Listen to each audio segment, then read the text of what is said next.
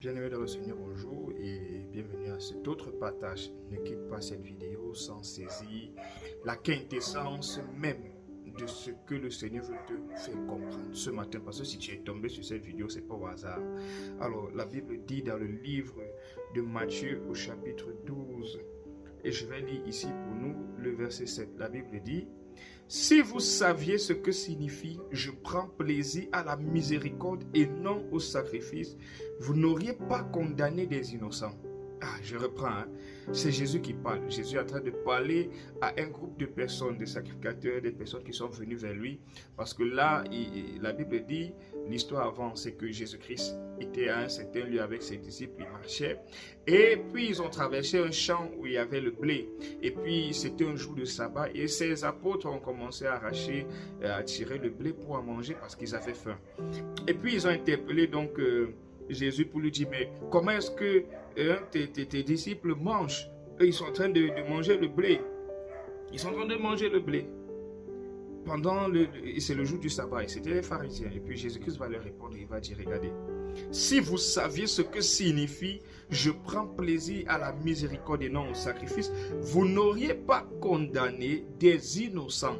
Mais vous savez, ce qui est intéressant ici, ce n'est pas le fait que des personnes étaient sous la loi, d'autres sous la grâce simplement, et que on avait condamné certaines personnes. Voilà, c'était le jour du sabbat, Jésus c'est le maître du sabbat, quand lui il arrive, il brise les lois, les règles. Non, c'est pas là. C'est pas dans ça que je veux nous amener ce matin. Ce matin, je veux nous amener plutôt dans un autre aspect de la chose. Jésus-Christ dit, si vous saviez ce que signifie « je prends plaisir à la miséricorde et non au sacrifice », vous n'auriez pas condamné qui? Des innocents. Donc, il y a des personnes innocentes qui se sont retrouvées en train d'être condamnées selon le contexte. Et j'ai envie de te demander, dans quel contexte est-ce que tu accuses quelqu'un? Dans quel contexte est-ce que tu condamnes quelqu'un? Lorsque tu ne connais pas la parole de Dieu, tu peux condamner certaines personnes. Lorsque tu n'as pas un certain niveau de compréhension des Écritures, tu peux condamner certaines pratiques. Jusqu'au jour où le Seigneur ouvre ton esprit et afin que tu comprennes même ce qui se passe. Et c'est là que tu peux dire, ah, autrefois, je condamnais cette pratique, cette manière de faire. Je condamnais ce message, mais le Seigneur m'a éclairé.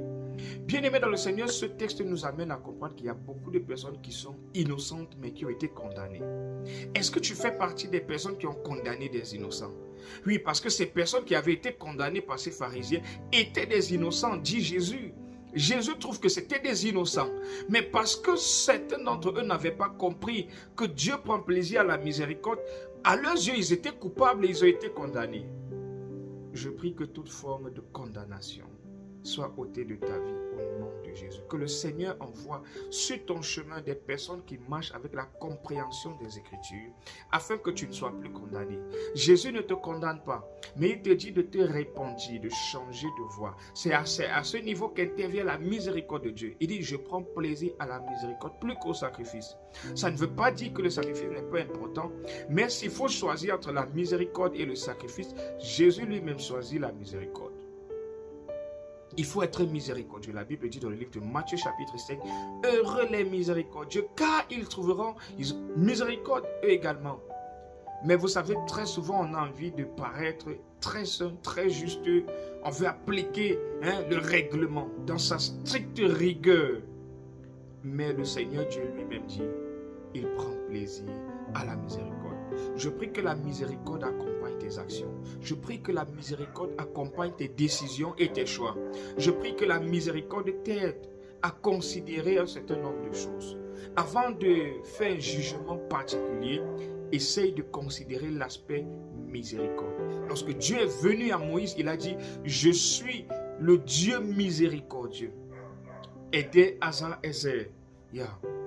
Dieu miséricordieux, lent à la colère, riche en bonté et en fidélité.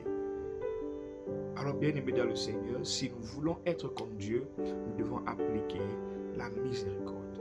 Alors là où tu es, je veux que tu pries, que tu dis, Seigneur, fais de moi un miséricordieux. Je veux marcher dans la miséricorde.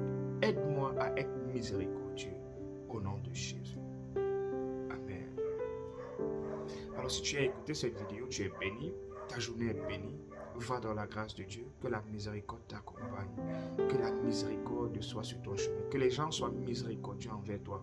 Lorsque tu atteins même des lieux où tu étais coupable, que les sentences te soient données avec douceur, que la miséricorde intervienne.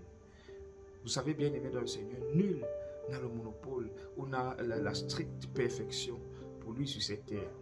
Mais nous sommes le fruit de sa grâce. C'est pourquoi nous pouvons prier et demander la miséricorde de Dieu. C'est pourquoi je prie avec cette grâce et cette onction que la miséricorde de l'Éternel soit sur toi et t'accompagne. Même là où tu es fautif, que la miséricorde t'accompagne au nom de Jésus. Amen. Shalom, tu es béni.